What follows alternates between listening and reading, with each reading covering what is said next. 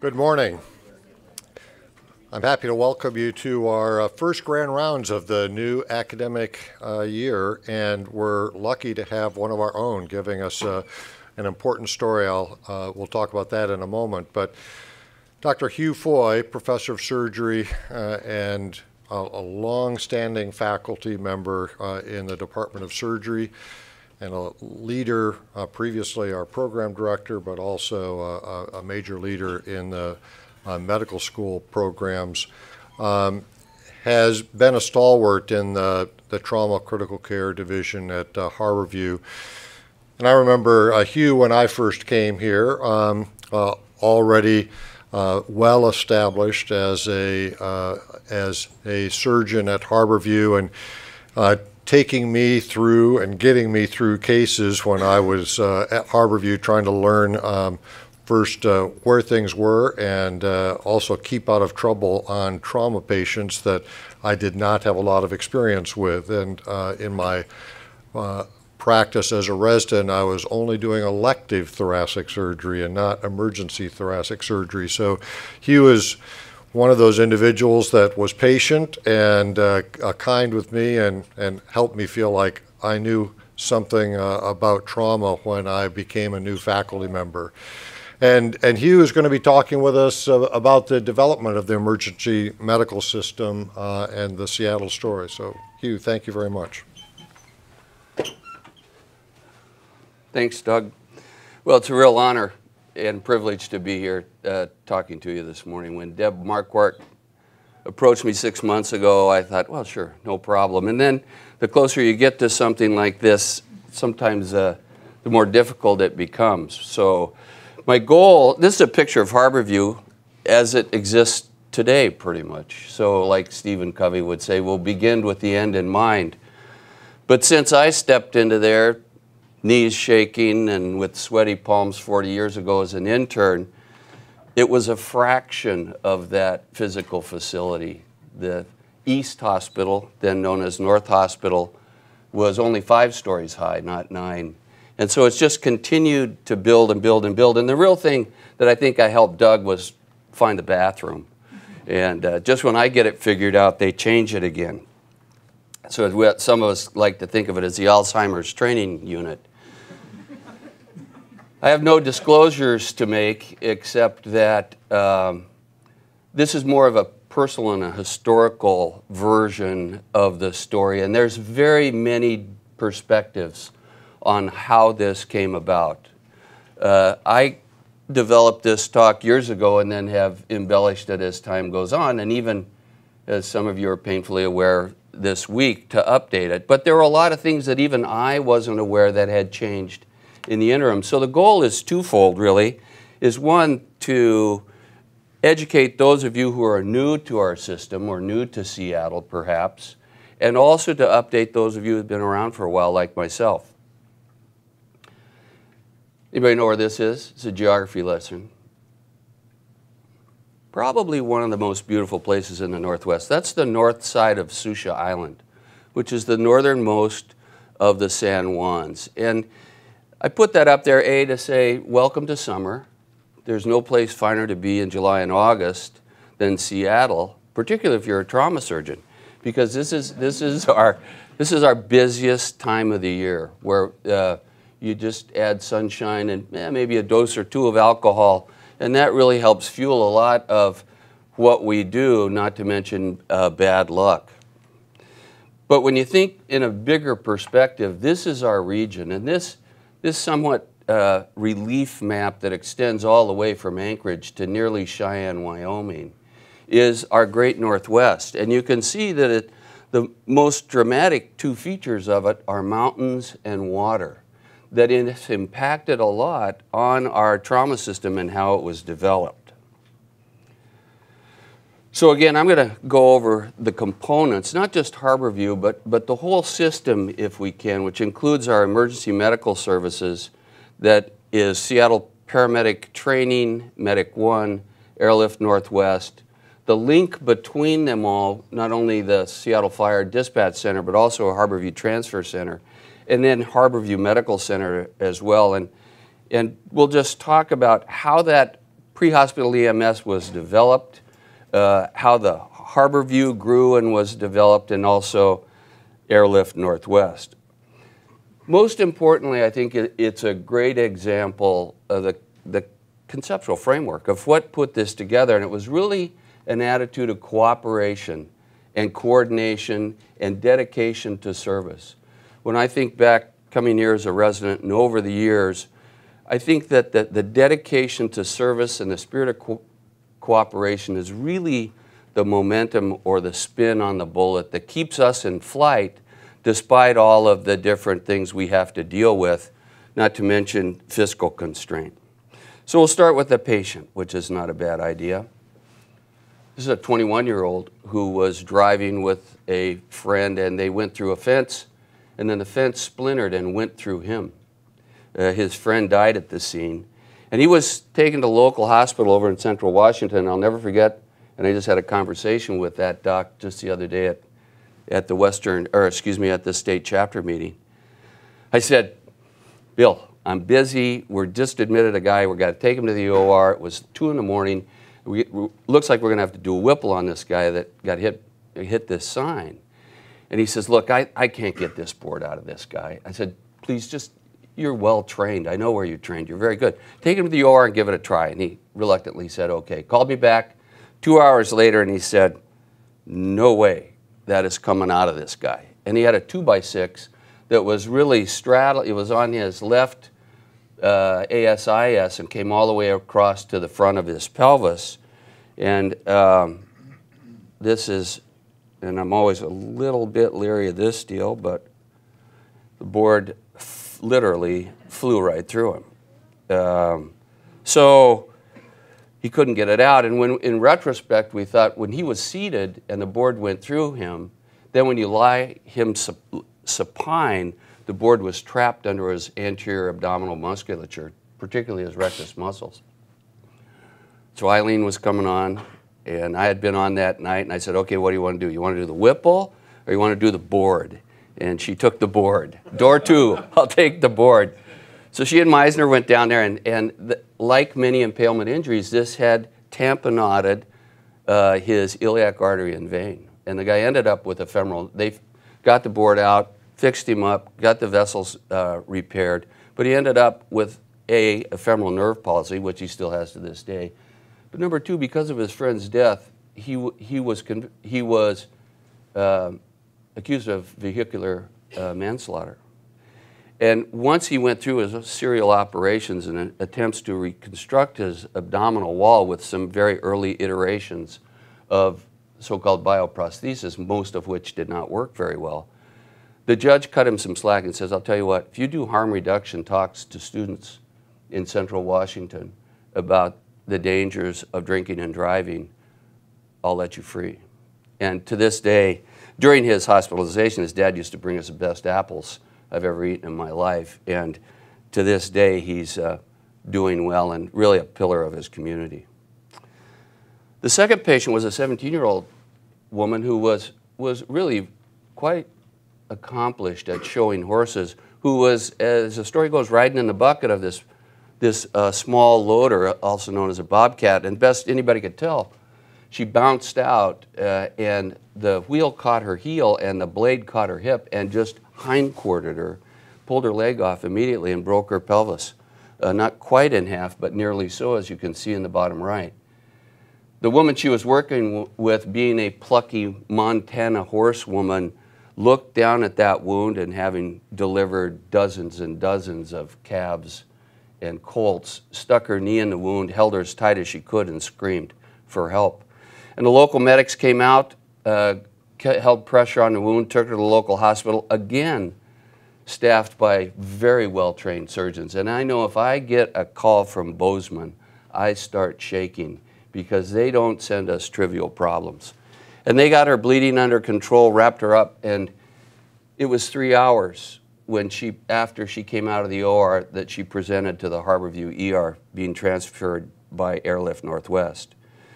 We got her bleeding under control. The wound was full of horse manure, and we cleaned her up serially day after day after day after day. Finally, we were able to close this pretty sizable fascial defect of her hemipelvis, swing that remainingly viable gluteal flap over and close her. She had 18, count them, 18 operations. She had a short stay in rehab, but she went back to show her horses. A paraplegic saddle maker in Texas built her a special saddle to ride with one leg, and she went on to finish in the top 10 in that national competition and graduate high school on time, go to college, and now she's a school teacher. So those are just two stories that illustrate how the system can work well, from the community, from rural community hospitals to our transport system, and what we can offer for people at Harborview as a tertiary and quaternary referral center and level 1 trauma center that supplies that whole area. Our medical school, of course, somebody says, yeah, we're the medical school. Mark Whipple told me, who's now our associate dean for the colleges, we're the medical school from everything from Russia to Nebraska, which is true. Now, people who are injured will oftentimes go to Portland. They might go to Salt Lake if they're in Wyoming or other place. But really, for the medical school, we serve that whole area, and we're available to help people as well. Well, if we start back a bit, we'll just talk about our county EMS and our pre-hospital care, so-called Medic One. It consists both of city and county paramedics as well as our flight service, a communication system that through Seattle Fire and Harborview's transfer center. And really the hospital care is an integral part of that. And I think the conceptualization, how it was started and organized, and also for rehab. But equally, if not more importantly, the thing that distinguishes a level 1 from a level 2 trauma center is it's attached to a research institute. And led by Dr. Mayer and his predecessors and many, many others, it's been a phenomenal international standard of clinical and bench research. The MEDIC program, too, is held in wide esteem throughout the entire world. And it's almost a full-time job for someone to tour visiting dignitaries and medical professionals, both in pre-hospital and other care, through the facility. Each year, for the last 20 years, an entourage of 12 people come from Nagoya, Japan, to visit Harborview, spend 10 days, and as they used to say, visit with the Sensei Kopas and learn the Seattle way. So whether they're from Japan or as this plaque in the Medic One headquarters with stamps from throughout the world commemorates, they used to have a whole line of helmets that have been dedicated or donated to them from firefighting services, which was kind of a tradition. Like exchanging your shirt if you're a soccer player, this being the World Cup week, firefighters exchange patches and helmets as a sign of honor and gratitude. So how did it all get put together in these components? Well, it was this cooperative effort that began as a research experiment, to quote Dr. Leonard Cobb, the person who was inspired by this individual, Dr. Pantridge in Belfast, who in 1967 developed the first mobile intensive care unit to take medical care to victims of cardiac arrest in the street. And it was known by a study at that time that 60% of those deaths from a sudden cardiac incident occur in that first hour. So they had the idea, well, we'll take the ICU to the patient. At that same time was an explosion of technology as well as some other factors. And here in Seattle, Physio Control had developed the first portable defibrillator. That thing weighs about 40 pounds compared to the ones right now. But there are a lot of other things that went on coincident with that sudden increase in death from coronary artery disease. There was recent medical experience in the Vietnam War and acute of people who were returning from residency, not only in trauma but acute medicine. Believe it or not, at that time in our society, there was a greater emphasis on care of our entire population. That was soon after the Medicare bill was passed in 1965, which established a health insurance program for the elderly, as well as funding, believe it or not, your paycheck. Those of you residents sitting in this room. Your paycheck comes from the Medicare budget, through the hospitals based on a formula of how many Medicare patients they take care of, so-called Medicare pass-through money. It's not chump change. It's somewhere in the range in this country of about $12 billion. But still we had these topographical constraints in Seattle that had to be contended with. So the factors that were together with a cooperative effort at the University of Washington, the Department of Cardiology, the Seattle Fire Department, which at first was somewhat reluctant, who had a bunch of willing and available firefighters, mostly because there's not very many fires, sitting around the firehouse just waiting and deciding what they're going to cook for their next meal. So this unique alliance started, and at the time, street emergency medical service was ambulance companies, as depicted on the left there, which was chaotic, disorganized, and really not under any medical supervision or control. On the right side, after the development of the Medic One training program, it was organized, it was structured, and under medical supervision and control, first on scene and in transport, but later only by radio. Wasn't easy. There were a few things that had to be overcome. One, like in many other countries around the world, Japanese of note, which we have a tight relationship, there were laws against non-physicians doing doctors' work that had to be passed. And that happened in 1971, the legislature for legalized mobile intensive care. Politically, we had to have someone to buy into this idea, and Chief Gordon Victory at the Seattle Fire Department was really big on the idea, and really that was a major impetus. But then we had to figure out, well, what about all those mountains and water? Well, so it started as really a clinical experiment in sudden coronary death, and when this study showed that so many people died in that first hour. And Dr. Cobb, who's still alive, lives right down the street. Once in a while, 2 o'clock, I'll wander down to the cafeteria, and there'll be Leonard having a bowl of soup and salad. Wonderful man. He got together, and they designed and conceptualized this idea of paramedics. So this research project in 1969 really wanted to ask two questions. Is out-of-hospital cardiac care effective, and can it be done by non-physicians? And mind you, these were high school educated firefighters at the time. So they were trained, and nobody knew how much it was going to take to train these people, but there was so much skepticism, so like many other things, they probably overstated it and overdeveloped it. Again, it was initially staffed by physicians, but it went through many different stages of development. They had a grant for vehicles, personnel, equipment. They developed the first mobile intensive care unit known as Moby Pig, which is in the bottom left there, an old converted Winnebago that had nice loose shocks and it would amble up the James Street hill. But you can see there in that first few years how things continued to improve. All the firefighters were instructed in CPR, and a select group were placed in that first class and trained.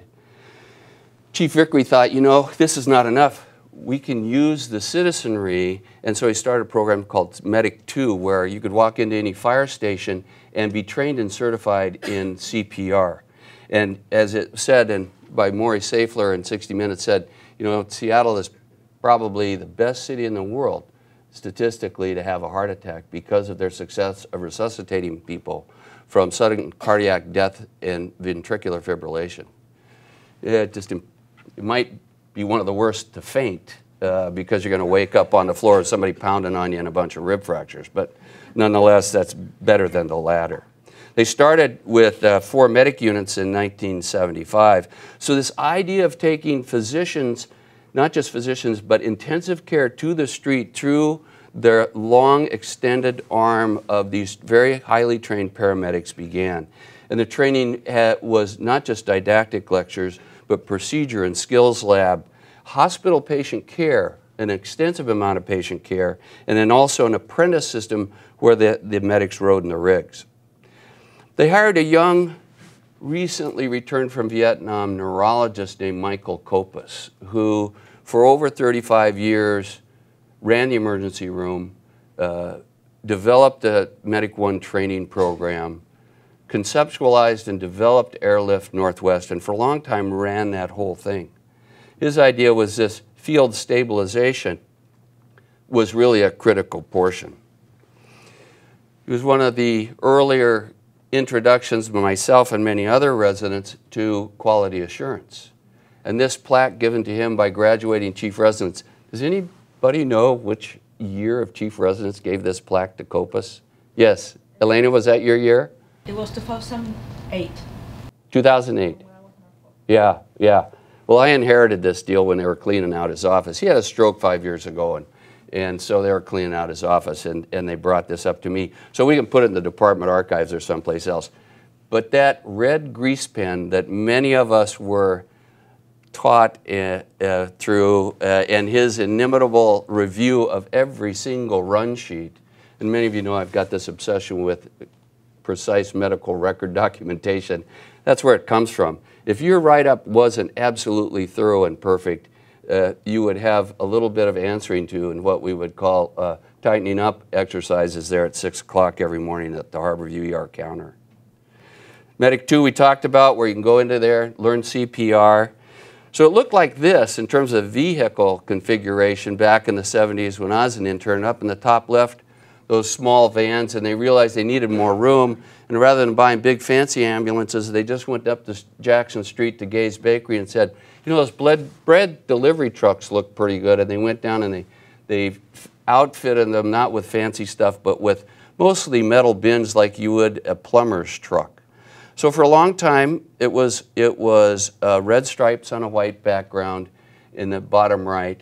Those blue vehicles, Shepherds, are known to many of us residents in the ERs, for those of you who speak a little Spanish, Los Perros Azules, the blue dogs or Shepherd ambulance, were our commercial transport units. And I'll talk a little bit about the triple air response.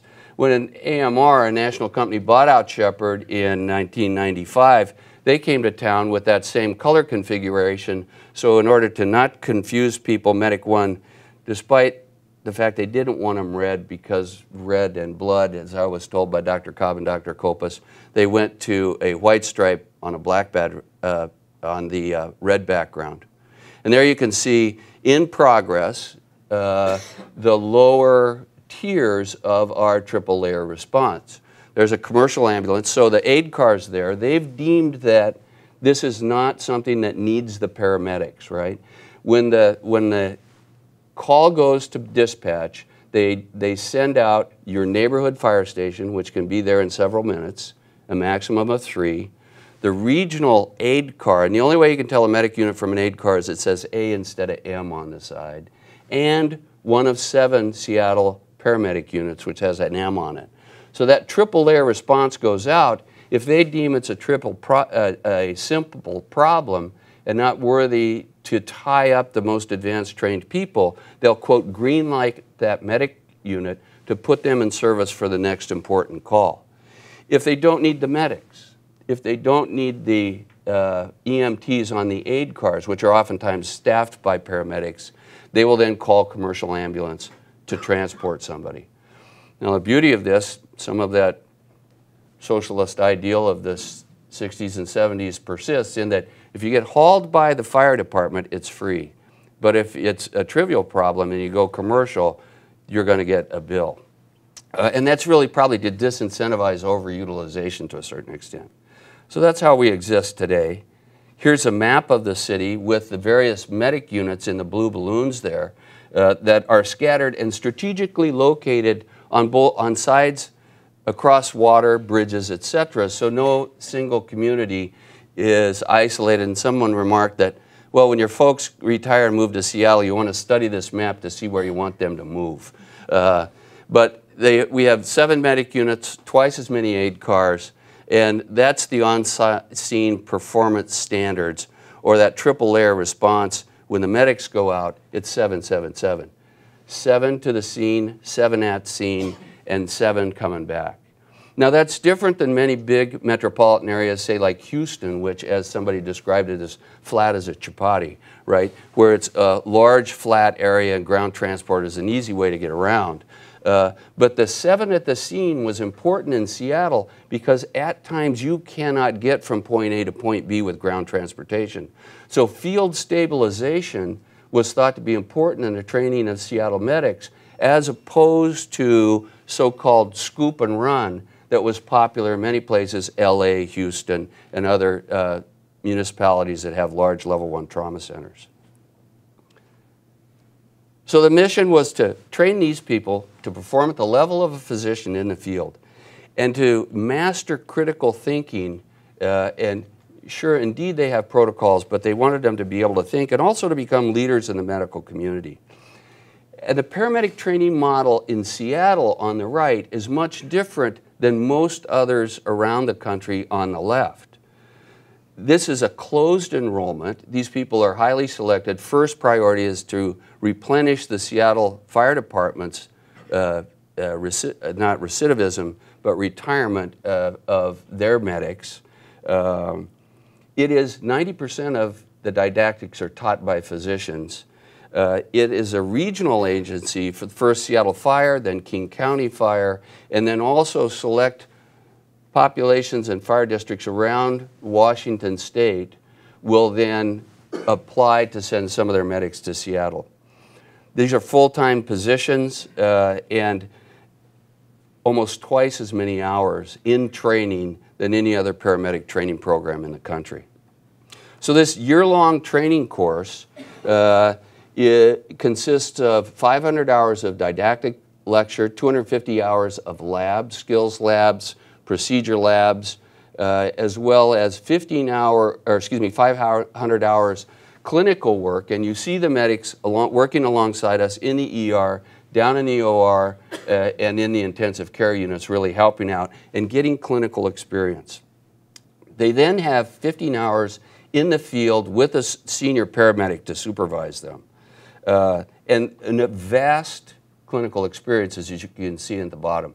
800 patients, 10 to 15 live CPR incidences, 45 intubations, IV starts, etc. So this idea, like surgery residency, of progressive or graded responsibility that goes from the classroom to the clinical stage and the field is phased in, one to the other. As the classroom diminishes, the time is spent more in clinical and then finally with in-field training. And this week, our current class, class 44, are taking their final exams to be nationally certified.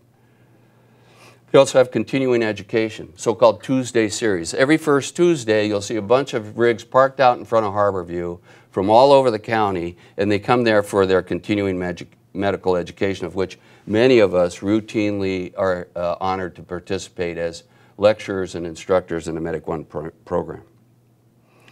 So that's how it works in the street. What about the house? Harborview was started really in 1877, again by a local statute that says the local government must provide for the care of the indigent and infirm. And it started as the Poor Farm, which was down in Georgetown with a 6-bed unit staffed by the Sisters of Providence, who are really the medical pioneers in the Northwest. It then developed a larger hospital that you see in the middle in Georgetown. And then finally in 1931, money was passed to build the new facility where we currently exist on First Hill. At that time, a 500-bed hospital, now 431, as care has evolved in its current location there on between 8th and 9th Avenue.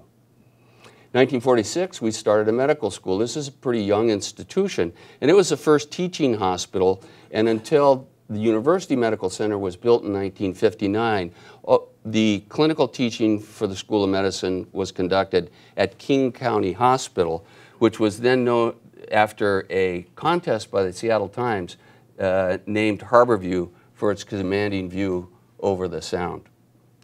In 1973, paramedic training class number 1 was graduated. In 1974, those numbers are a little fuzzy, and I went to the wall yesterday just to check and talk to the Medic One people, but for a few years there weren't classes, so the numbers don't quite work out. And actually class 1, I think, was either 1969 or 1970. Nevertheless, in 1974, after the university had assumed, so this is different than San Francisco General and other places. The building and land are owned by the county, but it's been operated since 1967, I think, 69, 67 by the university. But in 1973, the dean says, I want you to go get me a first-class trauma service to organize this place. And they went to Texas, and they hired G. Tom Shires, who was the chief of surgery and chairman at UT Southwestern. And he was a chief of surgery at Parkland, and he brought an entourage of people, 45 in fact, which include attendees, nurses, research personnel, and they even brought a newly finished intern who they thought might have some promise, a guy named Ron Mayer. So the Texans came to town in 1974, organized Harborview's trauma service in the like of how they had organized it at Parkland. So at that time, the cardiologists had established Medic 1.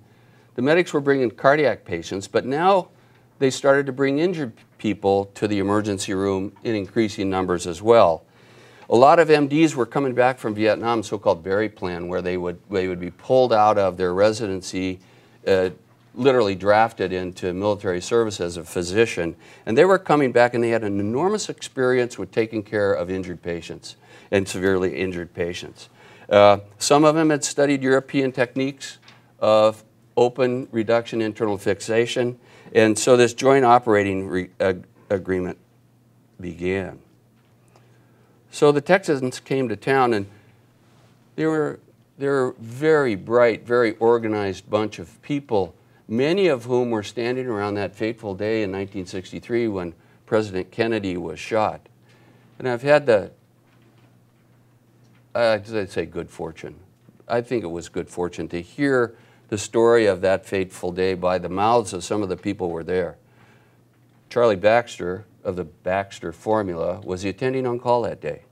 And he and Malcolm Perry, the chief of vascular surgeon, explored Kennedy's neck wound while a young, new onboarded general surgery attending, a guy named Robert McClellan, or Mac as he was known, the editor of Selected Readings, they said, hey Mac, come here and hold this retractor.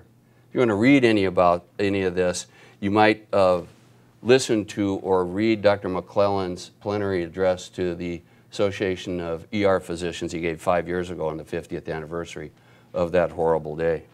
Nevertheless, Shires was out of town. Carrico was the R2 in the pit who intubated Kennedy, and the involvement of those people in that horrible day is subject of quite a few stories.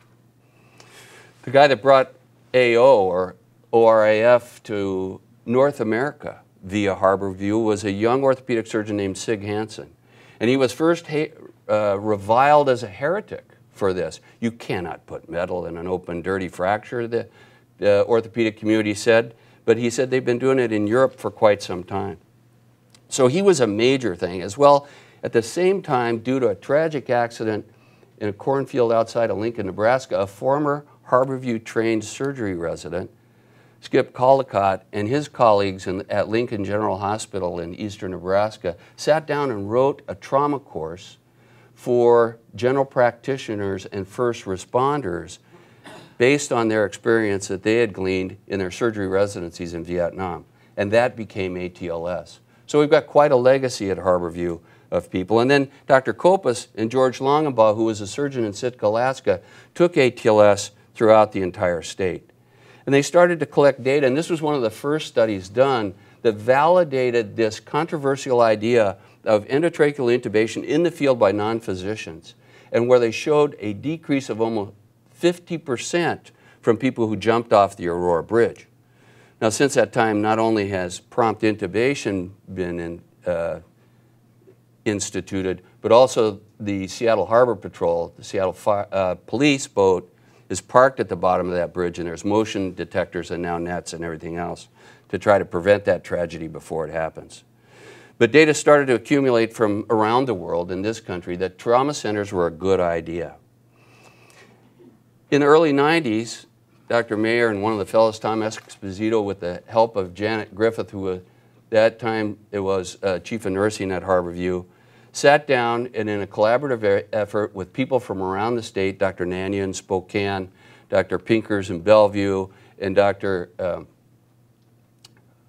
Marvin Wayne from Bellingham, and a variety of people, and established the Department of Health's Washington State Trauma System, which was the first comprehensive statewide trauma system that was based on population-based in terms of who's going to be a level 1, who's going to be a level 2, et cetera, all the way down to level 5, which is just a little clinic in a very rural community.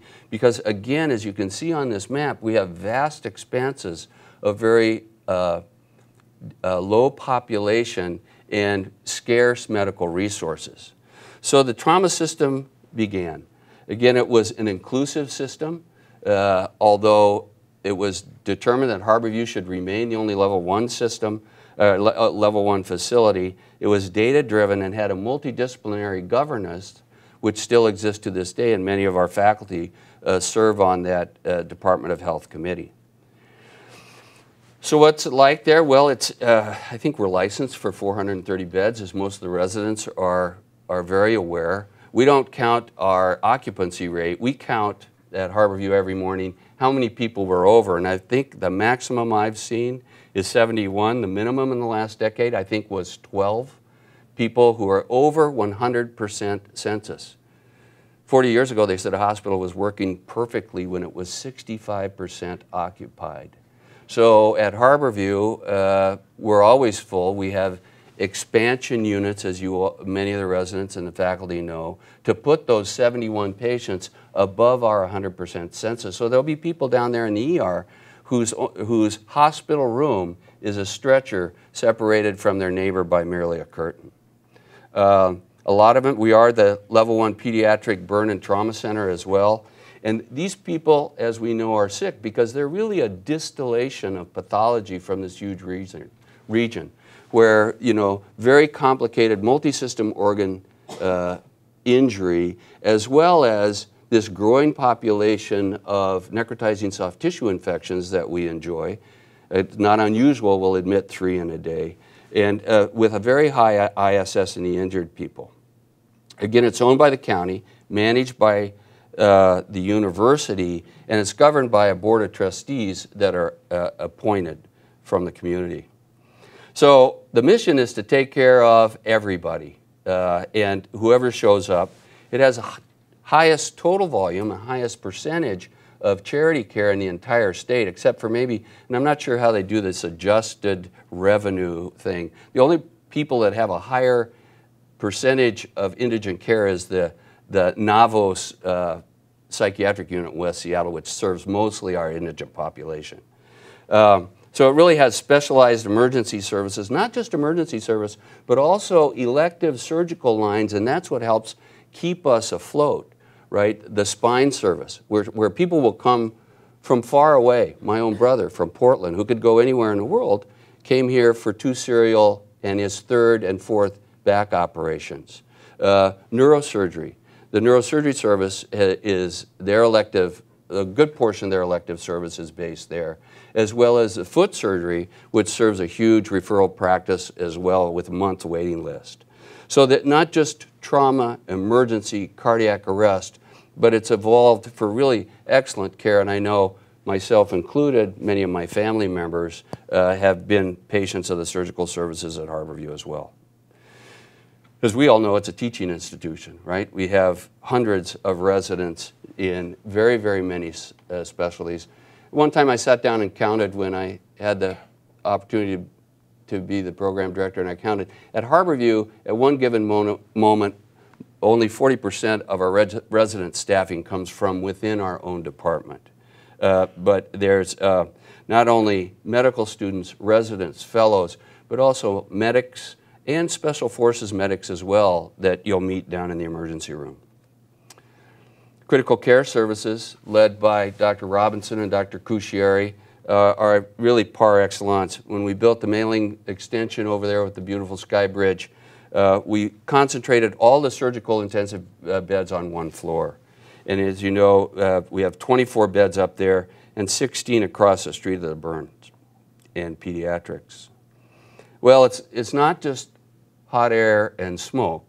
In fact, if you look at the TQIP data that's gathered by the American College of Surgery, the Trauma Quality Improvement Program, and you look at how Harborview compares in terms of mortality statistics to other level 1 trauma centers around the country, you can see that our odds ratio of mortality in the green down there is outside the range, much outside the range of average than comparable institutions, not only with adult, but also with pediatric patients as well.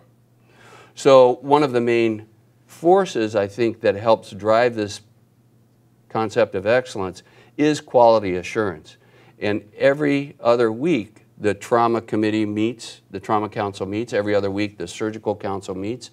Every other week, the critical care council meets. And the room is full of about 40 people, not just physicians, but nurses, therapists, and administrators, to, in an ongoing basis, review the data, see how we're doing, and try to move the care ahead. That standardization of care and that quality insurance program are key. Also, injury prevention through the Harborview Injury Prevention Center is really a national model, and was one of the 7 original CDC-funded injury prevention centers in the whole country when it started. Education and outreach have expanded as well, Trauma Survivors Network, and ongoing research. And the leadership at Harborview, headed by our Chief of Surgery, Dr. Mayer, not just of our department, he oversees the entire surgical operation of Harborview, and others, Dr. Mayer now being the president of the American College of Surgery, following in Dr. Pellegrini's footsteps. Dr. Bolger is now the head of the American College of Surgery Committee on Trauma. Sam Arbabi is our region chief. Bryce Robinson is now our state chief. And on down, and Sam Mandel, on and on down the line, we have a lot of people that are poised in national and international leadership.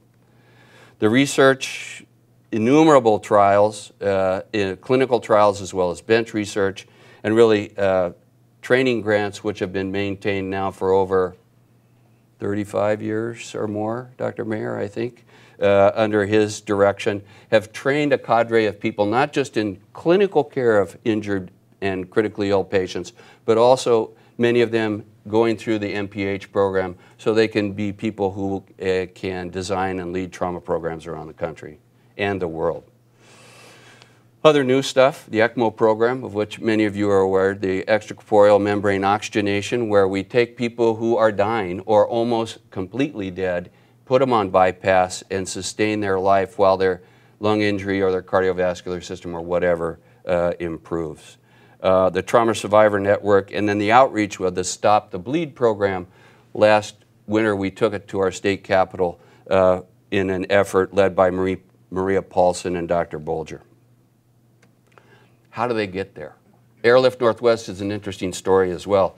This is a slide. This is the first helicopter transport into Harborview in 1967. This slide was given to me by Roland Folse, who again is an alumni of our surgery program, who then went on as chair at the University of Southern Illinois in Springfield to become really the godfather of surgical education and really take surgical education and develop it into its national prominence. In those days, it was the military, the Army, who hauled us, the patients in the helicopters, as military assistance to surface and traffic, to keep their pilot skills fresh. But that started to dry up as their funding followed suit. But we still were stuck with all of this water, these mountains, etc., in this rugged Northwest territory for which we had to transport people. But it was a house fire in Sitka, Alaska in 1977 that truly inspired the development of Airlift Northwest. And Dr. Kopus flew up there in a converted, it was either one of the corporate Learjets where they pulled the seats out and they would do it on an ad hoc, as-needed basis to haul these people. And Sitka is only 800 air miles away. So they went up there in this horrible house fire and brought one of these children down to Harborview. So he said, you know, we got to do better. These poor docs up in southeast of Alaska the archipelago of islands that hangs off the BC coast are really stuck and isolated. There's no way out of there except boat or plane. And the weather, of course, is challenging. So hence became Airlift Northwest. And unlike helicopter or aeromedical transport in most other U.S. cities, which were hospital-based loss leaders, come to St. Elsewhere's because we have a helicopter, just like we have a laser or we have a whatever. This was, again, a cooperative consortium between 4 hospitals in Seattle. Harborview for trauma and burns, the University for cardiac surgery and high-risk OB, Children's for pediatrics, and at the time, Providence Hospital, their flagship, now known as Swedish Cherry Hill, which at that time had the biggest volume of cardiac surgery. So it was really a cooperative effort. It's a nonprofit corporation. It's staffed by experienced ICU nurses or ER nurses that literally, but not completely, audit the Seattle Paramedic training course. It began as a fixed wing, or airplanes, right, exclusively, but then expanded into rotary service, or helicopters as well, to supply not just our state, but Southeast Alaska and the surrounding area. Currently, there's 9 aircraft. They have an average of 11 missions a day. Chris Martin told me that last weekend, every single aircraft was in the air simultaneously. And obviously in the summer it's much, much busier, and so they're up there quite a bit. They're fully equipped with state-of-the-art ventilators, 2 trained nurses, and now, like the medic units, 2 units of packed cells, 2 units of fresh frozen plasma, and TXA for resuscitation of bleeding victims. Here's just a picture of the aircraft. I'm kind of a recovering aircraft junkie. There's the one remaining Lear. This is another thing I learned this week. There's only 1 Lear left. The jet is in Juneau. But the new kid on the block is the Pilatus 12C, which is the plane, that single engine prop plane on the left. It looks small. It looks like a little Beechcraft. But in fact, that fuselage is bigger than that Lear's. And it has a single engine, and 1 pilot. Much better fuel efficiency than the Lear's, and the speed is almost 2/3 to 3/4 that which you can achieve with a Learjet, and the same 25,000-foot ceiling when in a pressurized cabin. So the new kid on the block is this Pilatus, designed and built in Switzerland now with a factory in Broomfield, Colorado as well. And then of course our helicopters, the Augusta, the sleek retractable landing gear deal on the left, and then the EC-135, both European models, Italians and Germans respectively. Helicopter service will go right out to the scene. The trained nurses will intubate the patient if necessary, provide IV access, and they're based around Puget Sound. Believe it or not, there's no helicopters any longer based in Seattle. There's a new base in Bremerton, and they're in Bremerton, Puyallup, Arlington, and Bellingham. So they serve the Puget Sound basin with about 150-mile radius. In Seattle, the aircraft we have remaining is a Pilatus. There's a Pilatus in Seattle. There's a Pilatus, or Pilatus, tomato, tomato. Seattle, another one in Juneau to augment the Lear, and in Yakima. Here's a map of the service that's pretty much up to date, except the icon for the Lear in Seattle is now a Pilatus. With the helicopter bases, you can see the newest being in Bremerton. Bellingham service used to have their own, near and dear to my heart, as my wife in precipitous labor came from Lopez Island 6 weeks early to enjoy the birth of our first son. So Airlift Northwest is near and dear to my heart. Here's a map of the Alaska service based in Juneau. Again, is current with the Pilatus and the Lear based in Juneau. Juneau is about, let's see, what is it, Eric? You're our Alaskan. It's about 2 hours and 10 minutes, Seattle, 3:15 in the Pilatus, and to Seattle in a jet is 2. So just 15 minutes longer, excuse me, an hour and 15 minutes longer if you had to take a Pilatus from Juneau. But that's why they've kept the Lear up there, because it's a bit faster for transport from there. I know that from call to patient arrival from Bozeman, 550 miles away, it's under 3 hours. And I've had that many, many times. There's the range of the Lear 31 out of Juneau. And all this stuff is on their website, so if you want to refer to that. So, what happened to the jet?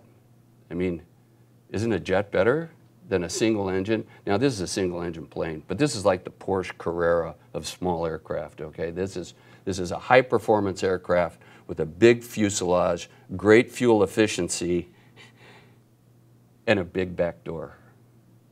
The big back door is to serve our growing patient population. And actually, a couple of years, I was visiting with a friend in Montana who was a hospital administrator, and I was doing a visit over in Kalispell. And the guy had turned me on to the Pilatus, and he says, it's got a big door, Hugh, and it's got a hoist. It's the going rage. And so now we have the Pilatus with the big back door, a hoist, and a maximum patient payload of 500 pounds. I thought, wow. And I started to look that up, and indeed, TRICARE Ambulance now has a special bariatric transport unit available. The other thing that's good about Airlift is Air Care membership. And if you hike or if you travel in the Northwest, you should really think about spending the $79 per family. What that covers basically is your copay above you have to be insured, but it'll pay your copay if you need aeromedical transportation. Having seen two of those bills spaced 25 years apart to haul my son from Lopez Island, first in utero, and then having come off a ladder with a head injury, I can tell you it went from $4,100 to $14,000. So it's not cheap. So that's the story. And we'll end there with a picture that's near and dear to many of us. You know who those two guys are? This was at the once annual department picnic. Our founding chairperson there in the really dashing plaid sport coat, Henry Harkins, wishing his vice chair, John Stevenson, well when water skiing. Ties it together. As the story goes, as told by L.T. King, one of the senior surgeons at Providence, Henry could never get up on a slalom ski. And that day at the picnic, he finally did. And he walked up on the beach with a big smile, grinning ear to ear, suddenly turned blue as a goose and collapsed in VFib arrest at the department picnic. As the story was told, they intubated him with the garden hose from Norm's Resort up by the Bothell Landing. He went to town in an ambulance before I-5 through Lake City Way, Sunday afternoon traffic, which took over an hour, probably about the same now. And by the time they got him to the hospital, of course, he was neurologically devastated. So now, hopefully, we've got a better system to prevent such tragedy due to the hard work and cooperation of a lot of different people. Some of whom I owe a debt of thanks, of course, to Dr. Kopus and Dr. Cobb, who were great teachers and mentors, not to mention Dr. Mayer and his protege, Dr. Bolger, who is doing a phenomenal job running our trauma system and as well as directing that for the country. Dave Karlbaum, who took over Kopus's job, is director of the Michael Kopus Seattle Paramedic Training Program. Rich Uternechek, who is the director of Airlift, medical director of Airlift Northwestern, Chris Martin, who is the executive director. And all those people are instrumental not only in making the place work, but most important to thank all of you residents and students, because as we all know, you're the glue that puts it together and keeps it running. Not just you all, but as all of you know as well, it's the can-do hospital. It's let's go for it hospital. That's okay. The only right answer when somebody asks you for help at Harborview is sure. Let's go, let's do it. We'll work out the details later. You need something, you need help, people are there to help you. And it doesn't matter if you're Dr. Ronald V. Mayer, MD, FACS, or you are Gordon, the guy who turns the rooms over with Yvette on 7 East so that we can get another patient to the floor and to upstairs. we'll have some questions. I want to share with you a beautiful poem that hangs in the Harborview TICU that was written by the father of one of our patients, that gal who fell out of that bucket loader. He said, "We lay her at your doorstep, our child tattered and torn. You rushed to her with no obligation, save an oath you had sworn. You doctored her and nursed her, you braided her hair, though her only connection was an oath you did swear. It's a marathon you counseled for patient and family both, but you still ran alongside us as you practiced your oath. Your science healed her body, you restored what was broke. Your art healed her spirit through the oath that you spoke. This covenant is more than words, it is life, it is hope. It's the miracle of existence wrought with love in an oath. Now the joy of your healing cometh to us each dawn, while your heart and your oath to another move on." Thank you.